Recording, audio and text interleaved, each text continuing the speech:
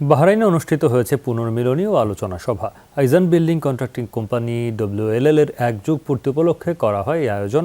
বাংলাদেশি মালিকানাধীন প্রতিষ্ঠানটির ৫০০ সদস্যের সম্মানে পুনর্মিলনীর আয়োজন করা হয়। পুনর্মিলনীতে আয়োজন করা হয় প্রীতি ফুটবল ম্যাচ, নৈশভোজ এবং র্যাফেল ড্র। অনুষ্ঠানে সভাপতিত্ব করেন প্রতিষ্ঠানটির চেয়ারম্যান ও ব্যবস্থাপনা পরিচালক শাহ মোহাম্মদ আব্দুল হক। যৌথভাবে সঞ্চালনা করেন সরোয়ার হোসেন ও আফসান হোসেন।